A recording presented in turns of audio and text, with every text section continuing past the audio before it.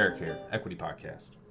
Talk about rowing, talk about the damper, talking about calories versus meters, talking about how do I find the damper setting. All right, so we're going to break that all down. First, the reason we're doing this is this started with a post that I put out in the Facebook group. Everybody started asking a bunch of questions. And I love that. What we didn't see was me put something out there and everybody just like, okay. Everybody just started asking questions, and that's what we want. That's how we get better. By just taking what somebody says and not asking any further questions about it, that's not how we learn. That's not how we get better. We get better by asking questions and learning the why behind things and really understanding what we're doing. All right? So thank you guys for doing that, and thank you for being curious. So what we're doing, we're going to start talking about the damper first. First, what is it? The damper is a setting that takes that lets more air in or out of the fan, the flywheel. So if I set that to a 10, it opens the intake so more air can get in. More air means more resistance, means more drag, which means it feels harder to pull. It feels more resistance, more drag. All right, more air, more drag, more resistance. We take that down to the 1, we're closing that intake, less air can get in, so there's less resistance, there's less drag, it feels easier to pull that handle, right? So that's all it's doing. What that means is it doesn't matter if you're on a 1 or a 10, it doesn't change what you're producing. All it changes is how it feels. Does that make sense? And we're going to talk a little bit on a little bit later, a little bit more like specifics on like when we talk about how to find what damper setting we should use. But it doesn't. All it does is it just feels different. You're not going to magically start rowing more calories taking it to a 10. That's not how it works. It's just going to feel different. All right. Now, why is the damper like that? Why do they even have it? So there's 2 reasons. The first one is it's to simulate rowing on the water. So if you have more people in a boat, you're going to be lower in the water. And what that's going to do is it's going to create more drag, right? Because there's more of you in the water, right? There's more of the boat in the water. So you're going to feel more drag when you pull that rower, when you row that stroke. Versus if you're in a lighter boat, less people in it, you're going to sit higher in the water and there's going to be less drag, right? People, the erg was there to help rowers get some work in so they don't have to go out onto the water. They can do it on land, right? The second piece is different athletes are going to feel better at different settings, right? Depending on what type of athlete you are, right? Now, that leads us into, well, how do I know what damper setting to use? And the answer is, it depends. There's a lot of things. One thing to think about is, generally speaking, if you're the slow twitch, if you're a marathon, long distance type rower, you probably actually want it at a high setting. And the reason is that slow twitch, you're going to be able to, it's not as important for that catch to be super fast, right? So if you're a slower twitch athlete, a distance type athlete, you're going to want a higher stroke or higher damper setting. Versus our fast twitch, our powerful sprinter types are going to want a lower setting. And that's because the catch is more important. That flywheel's going super fast and you need to be able to catch it. If you're too slow in catching the flywheel, you're going to miss it and you're not going to be as efficient, right? So powerful fast twitch type, you're going to want that. The slower distance type, you want the higher, right? It's not as important to catch that flywheel because it slows down faster and it doesn't move as quick and it takes longer, whereas that other one, it speeds up fast but also drops fast. So you got to be quick on that catch. Now, remember, this is all about feel as well. So like that's part of it. is, you know, what type of athlete you are, but the other part of it is what feels better to you. So there's a couple different out there. There's I think it's called Zura, Zora. They have a workout that you can do to find your damper setting. Dark Horse is the guy that I really like him a lot. That's where I get most of my rowing information. I just did a huge deep dive and watched like all the videos on rowing, and he has a workout for finding out your damper setting. All right, and it's a long workout. It takes a while, but if you take that time to actually do it, one, you're just going to learn about the different stroke rates and different dampers and how they feel, and that's the whole point. And you're going to get a lot out of it. So what you're going to do is you're going to go 6, 5, 4, 3, 2, 1. So those are minutes. 6 minutes, 5 minutes, 4 minutes, 3 minutes, 2 minutes, 1 minute, and it's going to be work to rest. So 6 minutes work, 6 minute rest. 5, 5, 4, 4, 3, 3, 2, 2, 1, 1. All right. And then for each of the minutes that you're working, you're going to set your strokes per rate and your damper setting. So that first 6 minutes, you're going to go 16 strokes per minute with a damper of a 10. You notice how the strokes are really low? And what did we talk about? Slower type of pull, right? And you're going to row that for 6 minutes. You're going to see how does it feel during that 6 minute time, that rest. We can take some notes. What felt good? What didn't? Did you like it? Did you not like it? And then you can come down to the next one. 5. We're going to go 20 strokes per minute with an 8 damper. And you're just going to keep working your way down. And I'll have this workout in the show notes below, so you can actually like see what it looks like. And then the caveat to this is you need to go in not assuming you know what your damper is. You need to have an open mind. Like, oh, maybe I do need to be higher or lower, right? Go in there with an open mind and figuring out, all right, where is my ideal damper setting?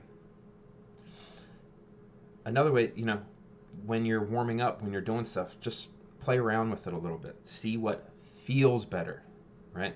Don't just do what people tell you to do. See what feels better for you. Where do you feel the most efficient, right? Now, part of this, the question that we get a lot of times is 10 just feels better, or like the higher damper rating feels better. Now, why is that? And the reason is because, and this is going to start getting into the calories versus meters. That's the last question we're going to answer. And the reason that a 10 might feel better is because you feel more connected to the rower. It's easier because with that slower wheel, you can really feel connected to the rower and feel that peel, that stroke. When I heard the Dark Horse guy say this, and the reason that we see it, and I see it a lot, we see it a lot in beginner people that are just beginning rowing, that haven't done a lot of rowing, is it creates tension for you. What we see all the time, the analogy that I thought of was with a barbell. How many people feel better with a moderately heavy barbell than a lighter barbell? Like their technique gets quote unquote better. A lot, especially beginners. And the reason is because that heavy barbell it forces them to get tension. It forces them to be tight. It forces them to feel the weight. So if you've said this before, it's probably because your technique, the amount of time you've put in under the barbell or on the rower just you haven't put enough time in yet. And it just takes time. It's not that you're a bad person or anything. It just takes a little bit of practice. It takes time under tension to learn these things. So when we get people on a rower and they're real loosey-goosey, like they're on that like 2, 3, 4 damper setting, and you see the hips shoot back, and they're wheeling back with their hips, and they're all over the place. They just look loose. And then you take them up to like an 8 or a 10, and all of a sudden it looks a little bit better. It's because it's harder to pull. So now they have to brace. They have to pull hard. They have to have good technique. Better technique. And it's harder, quote unquote, harder to do that at a lower setting when there's less resistance. Does that make sense? I hope it does. So, what does this mean for calories versus meters? The first one is that, like we said before, the damper just changes the resistance. So what that means is production is production. And what I mean by that is it doesn't matter where the damper is. If you row with good technique, you're going to get the same results out. The only thing that it's changing is how it feels to you. You're still going to get the same. It's not changing your distance. It's not changing strokes per minute. It's not changing how hard the drive. It's not changing anything. All it's feeling is how hard, quote unquote, hard the pull is. How much drag is on that pull. That's it. So if you row with good technique, it doesn't matter where the damper is for calories versus meters. You just need to row with good technique. And what is the damper setting that feels best for you, right? And we can play with that number and use that workout that we talked about before. Like we talked about before, that 10 with that resistance, it forces us to be more efficient. It forces us to be more connected to it. Like we can feel that grab in the catch when we're trying to get that feel, that flywheel. We can feel that catch on the flywheel. When we feel connected to it, we can get that catch and we can drive through in the proper order. We can have that order of operations, right? Drive with the legs, open with the hips, pull with the arms, and have that in the proper order where the hips and the shoulders are moving together. We have that core to extremity movement.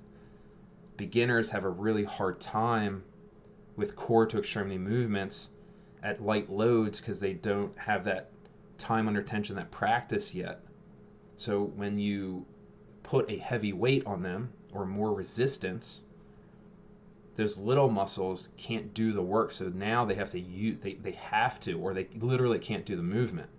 So you get the big movers first, then the little movers. Good technique is going to be consistent and it's going to be efficient. And that is what is more important than what if you're at a 10 or a 1. We want to make sure that we feel connected to the rower, that we're catching smoothly, that our order of operation is right, that we're keeping our heels down, that we're using our backside, that we're opening the hip. We want to be consistent and efficient. The damper setting is just how it feels. So find something that feels good for you. All right, so we talked about what the damper is. We talked about how to find it. I'm not saying that's easy, but the main thing is like when you start playing with it, like have an open mind. And then the big thing is like it's very counter to where an ideal position for you is, right? The fast twitch people, all the fast twitch people generally think that they should be at a 10 because they're strong and they're fast. So I can pull it hard, right? It doesn't necessarily mean it's going to benefit you. So play around with it, see what works best for you.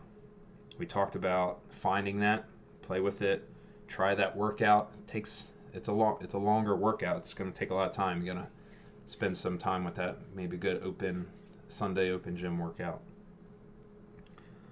Take notes, see how it feels. That's why in Modify we have our notes section. And we talked about calories versus meters. It doesn't matter. Just good technique is going to get you to row more calories and more meters. So just find that cadence and that damper setting that lets you stay consistent and efficient. That's the best way to row for calories. And it's the best way to row for meters.